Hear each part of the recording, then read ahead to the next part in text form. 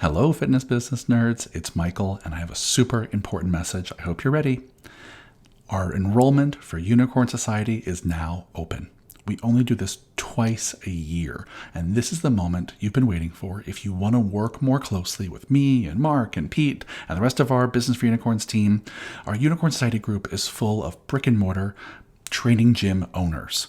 You have to have your own space. You're renting or owning your own space. You have to have some full-time employees. You have to have over 30 clients. So we really have a pretty high bar for who gets to come into this coaching group.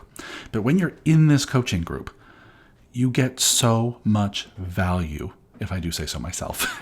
If you are looking for a coaching group where you get one-on-one time and attention with me and Mark and Pete, this is the group for you. And frankly, I've never been part of a more engaged, smarter, more dynamic group of fitness business owners. When you join Unicorn Society, you get up to 90 minutes of one-on-one coaching with me and Mark and Pete every single month.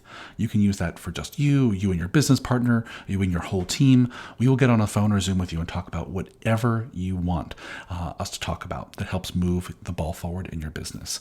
You also get a quarterly retreat, 2 days every quarter to come in person or live via Zoom to meet with me and Mark and Pete and the rest of our team to do quarterly planning and goal setting. So that's 4 times a year. We get to meet in person if you want to, or on Zoom, to do planning and things. You get access to something called Unicorn University, which is our online school that has scripts and tools and templates and courses for everything you could possibly need to run your training gym. Anyway, I could keep going. This could be a 20-minute commercial about Unicorn Society, but the most important thing for me to convey is that enrollment is open now, and you have until June 12th to get our early bird deal. So if you enroll between now and June 12th, you will save, I think, $100 a month off your enrollment, off your dues, which means you save $1,200 over the course of the year if you enroll before June 12th. We also will waive our initiation fees. We have a $600 initiation kind of onboarding fee for new members. We will waive that if you join by June 12th. That's hard to say. Here's what you need to know is wherever you're listening to this or viewing this, there's a link down below to join our Unicorn Society. There's an application, but it's a very quick and easy application process. And that's just to make sure that you're a good fit for us and we're a good fit for you. So go click it now and let's start working together right away. If you have any questions, email me, michael@businessforunicorns.com. Let's talk soon. Bye.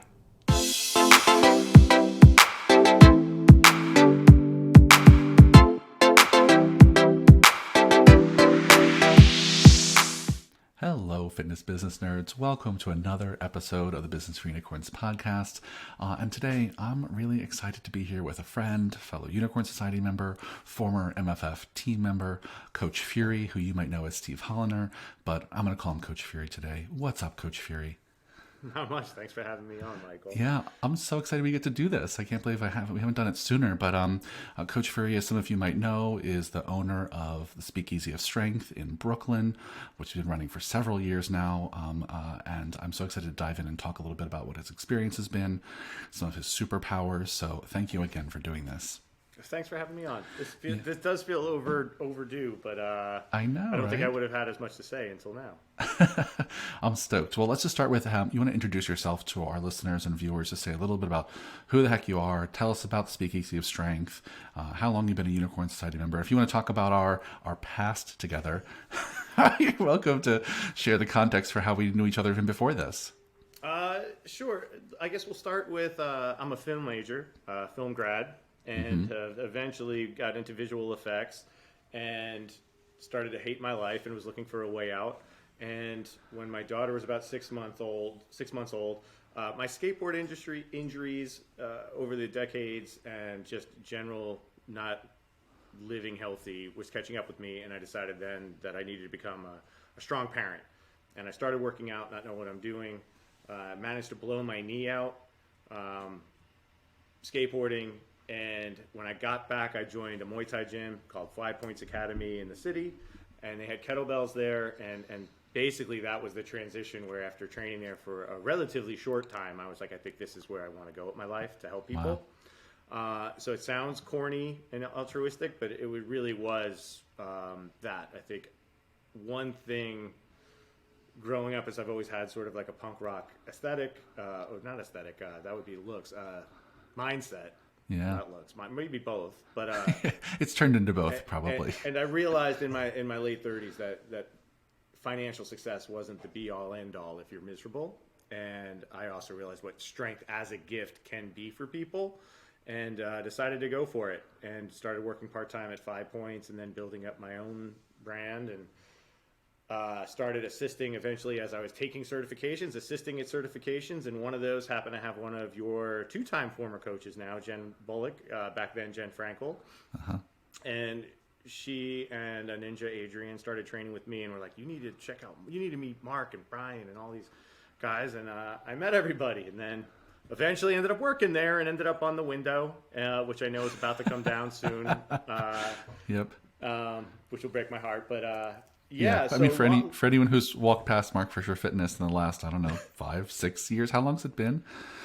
Maybe longer. I mean, it got up there pretty quick when I started. Katrina Newman made me this amazing dream leopard wrestling old timey singlet. And then when COVID hit, she made me a matching mask, which was amazing. Nice, that's amazing. I mean, it's probably, I started in 2014, and I feel like that was. It was up there probably 2014, 2015, yeah. So if you walk past Mark Fisher Fitness on 39th Street in Hell's Kitchen in the last 7 years, Coach Fury's been on the window in a singlet, a wrestling singlet, holding some fake barbells. And sadly, our windows are getting redone soon. But I'm gonna try and save that little stick-on plastic and send it to you. But yeah, I wanted to be a strong parent. I was very fortunate to find a place to start learning, not even a career path, at 5 Points, which had a very strong kettlebell baseline there, and just eventually wanted to change. MFF was the perfect place for that. Absolutely, you all changed my life, and eventually almost had too many opportunities, and still not making enough money. Not an MFF slam, but it was just like, as a dad, I now realized the thing that I was doing to help people be a strong parent was keeping me away from my own kids. And went back again to try to restructure my own life, and started building a training business out of Brooklyn. I've always had something happening in Brooklyn, whether independent training or not. But I went back to the gym that I started working out at, which was called Body Reserve. Was going to rent space there to build something out, and they closed rather abruptly around the holidays, and had some weird experiences, as not anywhere near as bad as you had, with real estate opportunities around here, and just really not even having the money to officially think about opening stuff. So we trained in my apartment. This room is my apartment. This is the original speakeasy. It's where we got our name from. It wasn't because we were doing shady COVID shit. We were literally called it before the pandemic. Because it was a secret space in your apartment. Yeah, you needed to know somebody. Even if you found us through Google, I would imagine you would need to want to know somebody ahead of time before, like, maybe I'll go into this guy's murder room, or maybe it's a gym. Like, I don't know. We're in a very industrial part of Brooklyn, so it was weird. But we built a small following. Rented a dance studio down the street hourly, and it was great, but the scheduling was very difficult. And walking home one night, a local spot between that and my apartment was for rent, and I said, let me call and just see. And while my wife was in China, I signed a lease and then started making panic phone calls to folks like you. And yeah, so we've been open. We opened 9 months before the shutdown. We got through the shutdown. I don't really know what a normal year would be at the business, but the end of this month, May, finishes the 3rd year of our lease. So in July, officially for the members, we'll be having our 3rd year anniversary. And, we've continued to grow slowly. But now that like the COVID stuff is sort of, I don't want to say it's settling out. I think we were more accepting of its existence in its current form. Sure. People are coming in, people are reaching out, people are like, oh, I didn't know there was a gym there, or I've been walking by for a year and I finally feel comfortable going into a place. So I think that's my story. Yeah, that's great. Yeah, well, congrats to you, my friend. I mean, the fact that you're approaching your 3 years and 2 of those years are COVID years, it's impressive, right? Because, I mean, most small businesses in America, let alone New York City, close within the first 2 years. The majority of them, and so the fact that you're still making just says so much about the brand and the community and the trust you've built. And so bravo to you, which actually is it's a great segue to topic I want to talk about today, which is one of the things I can see about you and your business, even if I didn't know you personally, is that you do such a great job of infusing yourself into your brand. And coming from a brand like Mark Fisher Fitness, where it's very quirky, it's very much about Mark Fisher's quirky personality, our musical theater interests, right? Our super, super kind of queer friendly aesthetic. I can see that in other brands from a mile away. And your brand, even the name Speakeasy of Strength, speaks to me about how well you've been able to kind of fold your personality, your values, your aesthetic into your brand in a way that helps kind of attract the others, or attract other people who are interested in the kind of punk aesthetic that you're interested in, the kind of punk mindset that you're interested in. And I wanted to talk about that today because a lot of folks that I talk to in Unicorn Society and other business owners, they know that the business on some level has to be a reflection of them. They also know the business has to be a space that's a reflection of their clients, and they struggle in that dance. They struggle in making it a space that really reflects both. So let's just start big picture. How do you think about your brand and how it connects to you personally? I often view the Speakeasy as my Millennium Falcon, right? It's this thing that over the years, has been building towards this. And MFF and yourself, definitely the idea of like being full out and being yourself weighs heavily in the considerations. And when people were training in the living room, there was no way to create artifice of there was no way to not be authentic. I don't love using that word, but you're literally like the Godzilla collection behind me is in the room. My living room, our artwork, that is my wife and I's, my kids' stuff might be out about, like, it's who we are. And when I realized that people were enjoying training here and consistently coming, and we had really wonderful retention, the problem with the living room was getting new members because it's a weird situation. I was like, all right, people are liking this and what we're offering, even in a super low budget way. It was like kettlebells, Indian clubs, some sandbags, bands. Like, we were kind of kitted out, but we were squeezing 6 people into my living room. And that gave me the confidence to go out. When we moved to the dance studio, I didn't have any control over that other than the playlist and however I was posting things. And then with the Speakeasy, part of it was budget. Like, I'll admit too, Bowery, right? Like, if MFF Bowery, I saw what was involved with the build out. Even if I had the money, which I had zero, I wouldn't have wanted to go through those hassles. So it was like coat of paint. I'm going to bring some toys and art on the wall. I'm going to bring my gear in. And you use this phrase in your advice to me is just start training people and let it evolve. And that's really what we did. We painted the walls. We swapped out some lights. We had cheap mats that I actually still love, but they're not with us anymore, but from Lowe's. The Jigsaw mats are oddly, those EVA foams are kind of perfect stability and softness for people. And just went from there. And I think it was the confidence of we already had something, the confidence coming from you. My name at that point in whatever D-list fitness kettlebell world known, I had taught enough certifications over the years that, like, I had a bit of like, okay, I know what I'm doing, at least with the things we're doing here. Sure. So the imposter syndrome was more about being a business owner and less about being a coach. Like, I just had this confidence of like, well, if you're going to learn to swing a kettlebell, this is the fucking place in Brooklyn. There's no one's really going to have the pedigree that we have, regardless of Instagram videos. And well, that sounded like a real ego shot, but like, you know what I mean. I've taught certifications for a long time. We all get it. It's not what that's actually the opposite of what I wanted this place to be. So I basically tried to. I also knew after everything in my previous career, I wanted to create an environment that I wanted to be in. That wasn't financially driven, but like makes me happy, inspires me, and then that atmosphere that I feel, hopefully share that along with how we speak to people and how we coach people and how we program, so that when you come in, because gyms are scary, intimidating places at their best. How do I bring that down but also show who I am? So as opposed to trying to do a sales conversation, you're actually seeing everything about me kind of at the same time. And that was really it. So for me, the things that defined my life as a kid, the local skate shop, the local comic book shop, the local record shop, maybe a tattoo shop, and then this living room. Let's try to create this atmosphere here. So my wife Kim's an amazing designer. We came up with, all right, we're going to make our colors 80 skateboard graphic styles. And you guys already owned my favorite color, purple. So neon green, neon pink, and neon blue. And just kind of that was it. Let's go from there. And so it wasn't super methodical or thought out, but I knew that like this is going to be it. My friend Danny Salazar, do you know Danny from Crank in Brooklyn? I don't think we've met before, but I know his name. Awesome guy. We've known each other for years. He came in for a DVRT workshop with some of his team, and he was like, your head exploded on the walls. And that was like a wonderful compliment. Yeah.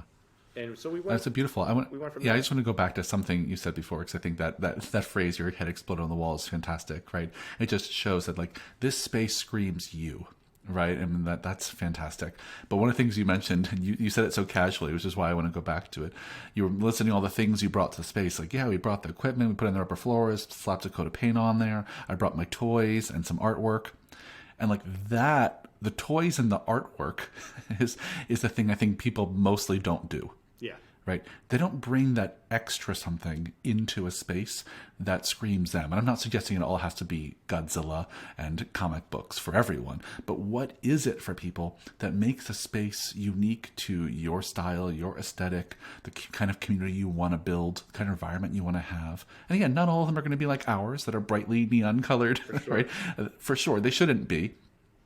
But even the ones that are trying to serve a general population, there's got to be something extra, I think, in a gym space to really to define what it is, right? Because most gyms, big box gyms that are personality-less, they don't inspire. The space, the context that people are coming into has a big impact on how they show up.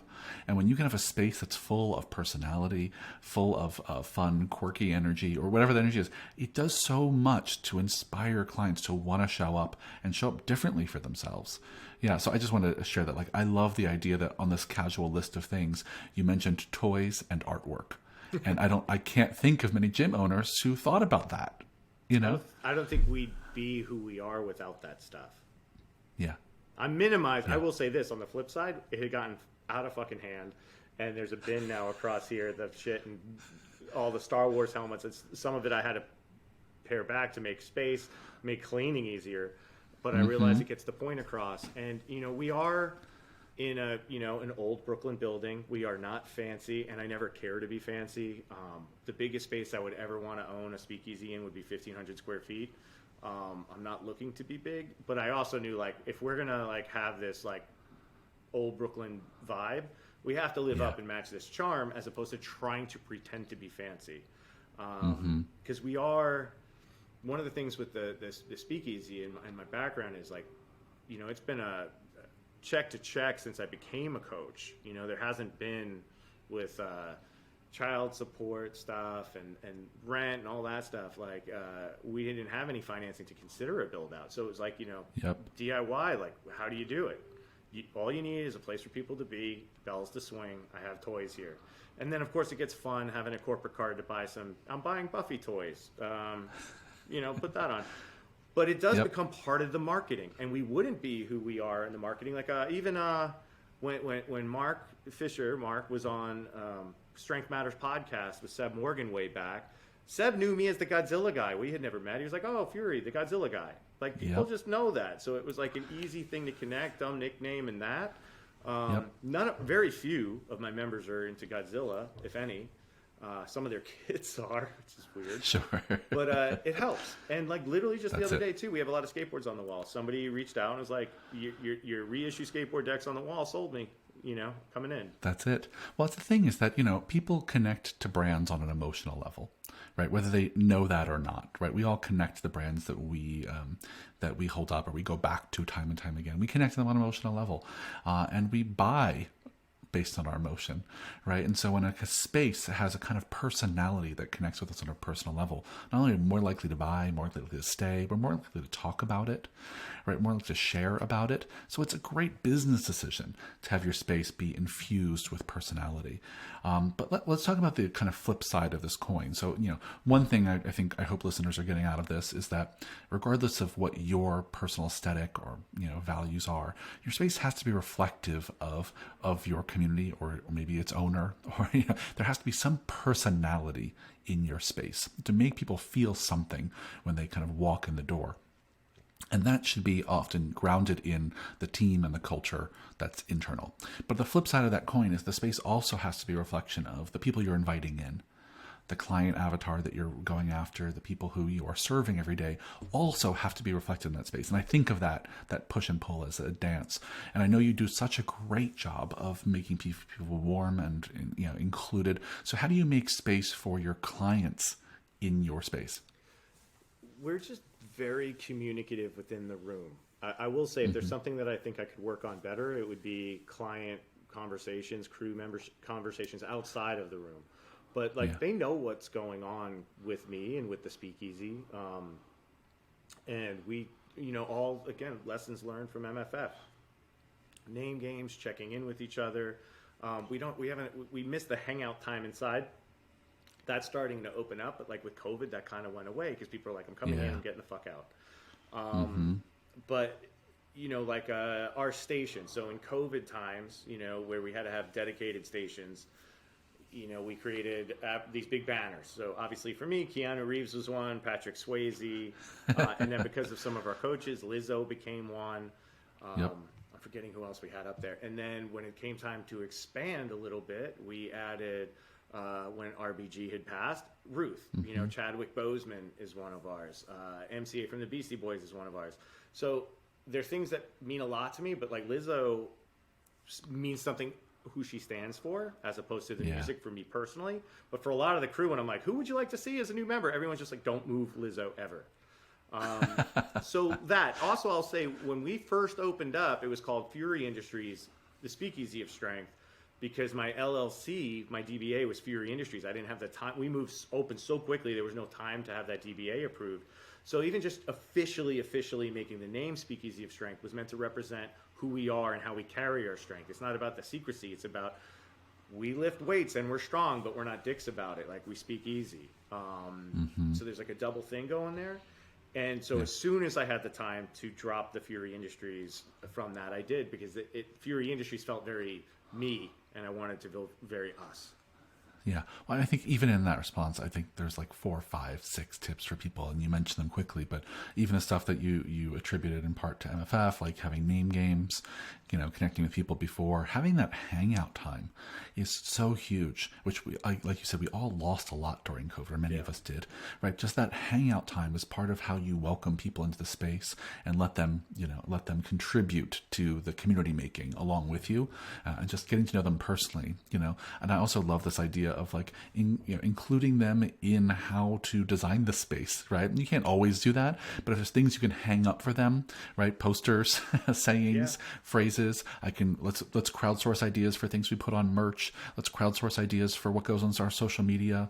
The bathrooms recently in MFF got updated to be all drag queens, images of drag queens in 2 of our bathrooms. Right? There's dozens and dozens of pictures, and many of them were gifts from ninjas who brought them in. And so when you can include your people in bringing their personality and their interest into your space, the community vibe is so hard to not feel. Yeah, and we've all heard, stories of people trying to sort of force a community, right? And we even saw it, no judgments, but you and I, how frustrated, protective I get sometimes of when all of a sudden people were dropping their pants and, putting on costumes and, donning unicorns as MFF's popularity opposed. Sure. People get that, right?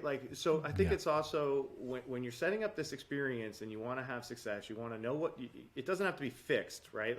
Everything's got to be pliable. COVID, if anything, showed us that, but you have to kind of know at least what you want and then follow the path for you, and then pursue that versus aiming just at the dollars. How many times have we seen people when they're creating their space it's aimed at an avatar that they're not really interested in training, Yeah. or a business model that looks like it makes a lot of money, but maybe you have no interest in it. And that was one thing that I had the confidence in, that I guess I had low expectations.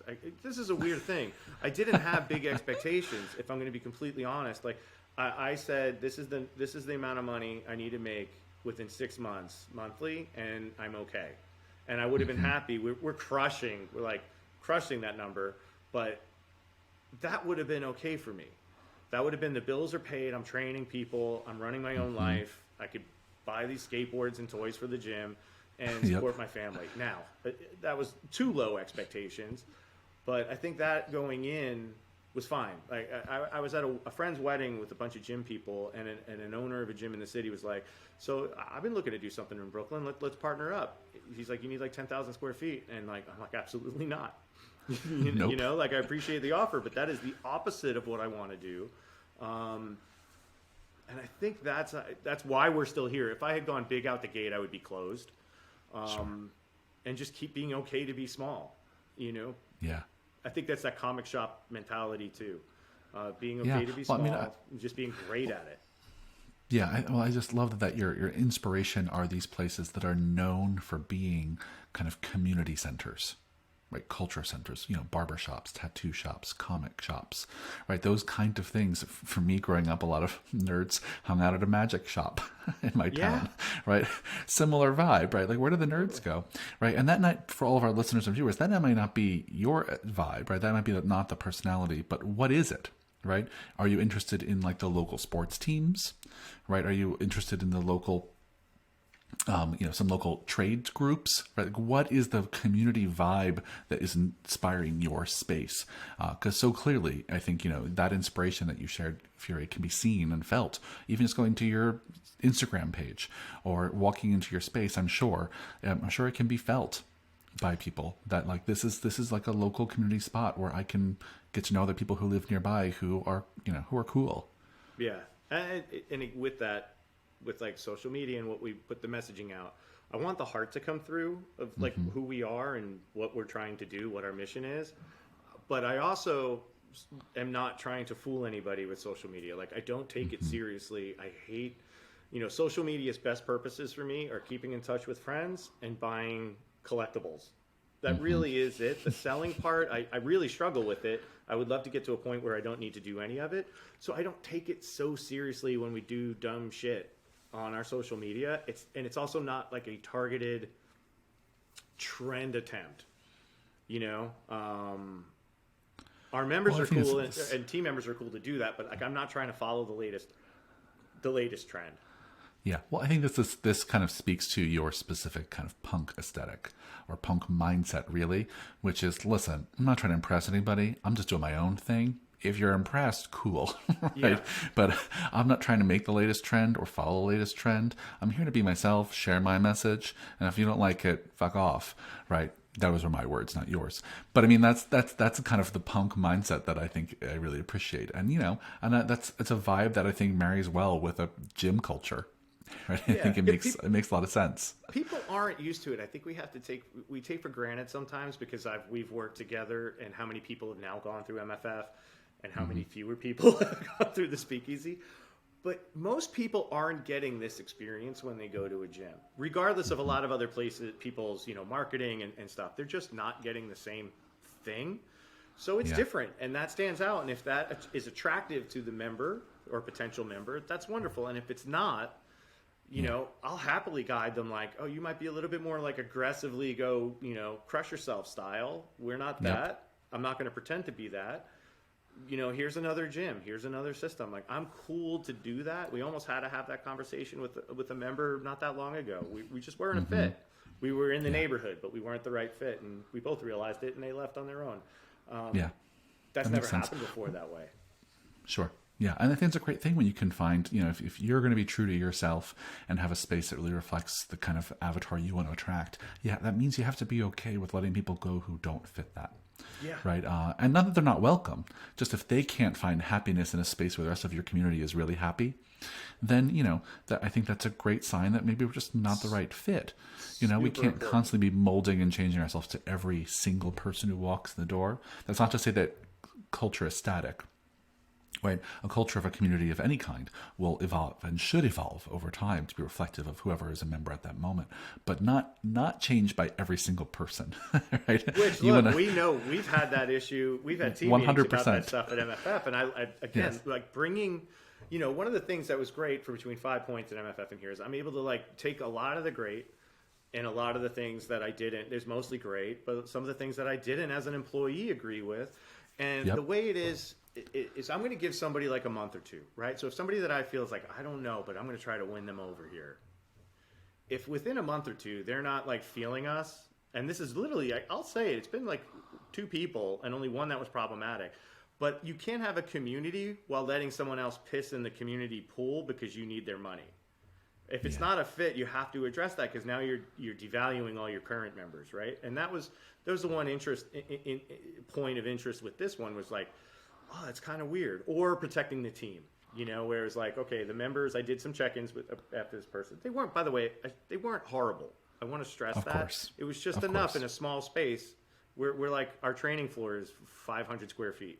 So if someone's like in a bad mood every time, it's unavoidable to get a vibe off of it, right? You could feel it like a ghost.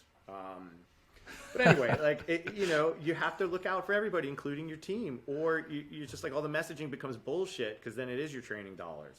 And I think I'm okay saying that, although you obviously have the sleepless nights and the stress, and I'll be honest, the stress eating that I've done in the last 2 years has been huge. But the gym's better and stronger than it's been. And again, even with the COVID navigating. We adapted systems that are now we can expand and contract within our small space, but I like what we offer. That's great. It's made us better. Yeah, we'll have to do another podcast about stress eating, different topic. But I mean, I love your analogy of the pool, right? Because I think it's actually a good analogy for culture, right? Is that over time, more and more people in the pool, we might all agree that we need more pool toys, we need less pool toys, we need the temperature to be up a little, we need the temperature to be down a little. But the thing you can't do is pee in the pool. No.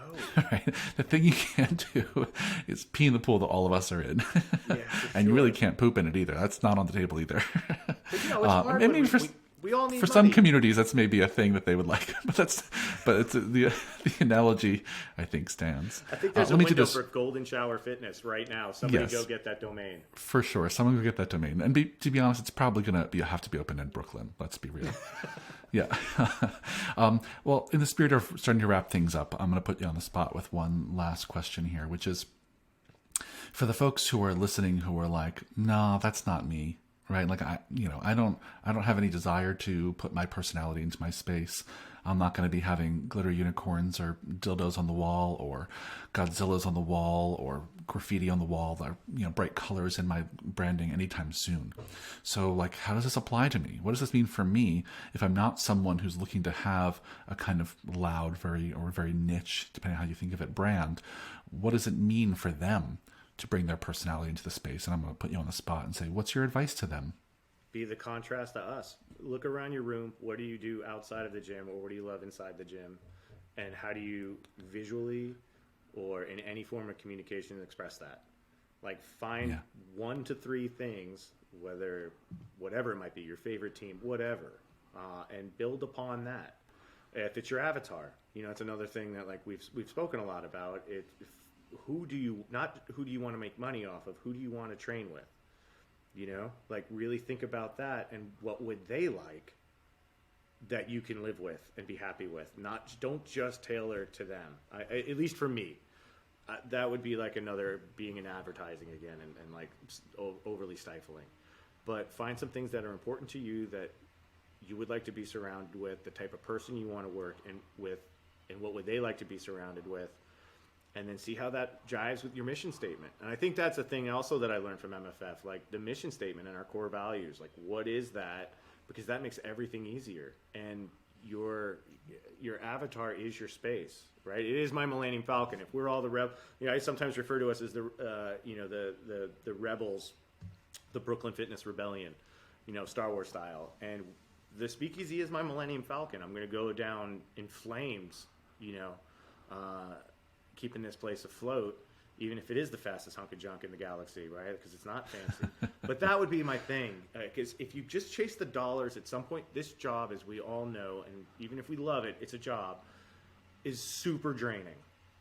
Fitness is a weird one, because you could say you're a lawyer, and people kind of know what a lawyer is, even though you might have a different avenue of type of law you do, right? Fitness, sure. It's like when somebody says, oh, I go to a gym. And it could be like a million different things go through their head of what that experience is supposed to be like. So you don't want to tailor it completely to them if you're not going to be happy there. And just finding that balance. Yeah, I think that's so smart, Fury. I love that you brought in the idea of like, go back to your mission, go back to your values. What's your North Star? What matters to you?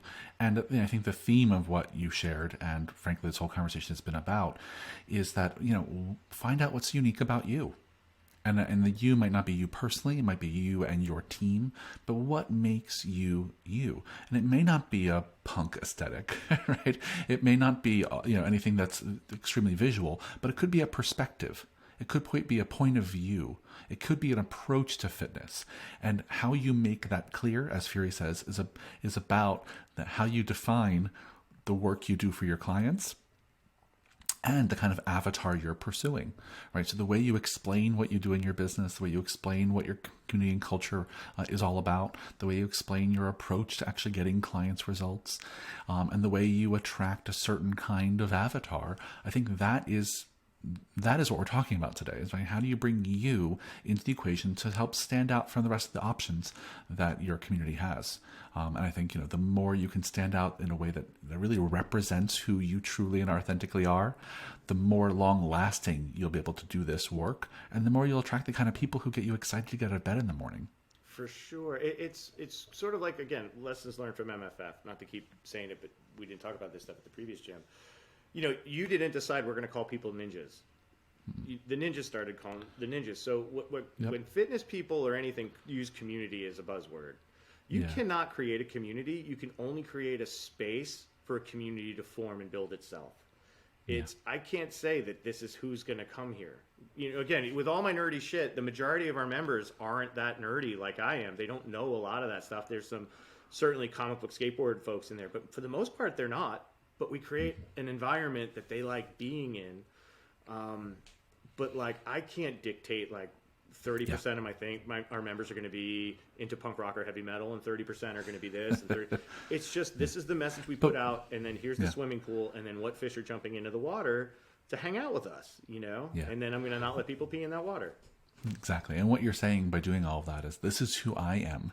I'm going to be the loud, authentic version of myself, so I can show you by my example that it's okay for you to do the same, right? And I think that's a fantastic equation that you're so good at, Fury. So thank you for having this conversation today, my friend. Thank you for having me on. It was fantastic. I think there's a lot of great practical takeaways for folks, I hope. Talk to them about where can they find out more about you or the Speakeasy. How do they find you on the interwebs if they want to go search for you? Sure. Our Instagram is at Speakeasy of Strength NY. That's also our Facebook for the gym. My personal is at I am Coach Fury, and my email is fury@speakeasyofstrength.com. Come say hi. Email is speakeasyofstrength.com. Hit me up. Come say hi. If you have any questions about this stuff, let me know. I'm here for you. Yeah, I love it. Awesome. Well, thank you again for doing this, my friend. And I'm sure we'll have you back again to have more conversations as the Speakeasy grows and grows. So thanks so much. Awesome. Thanks.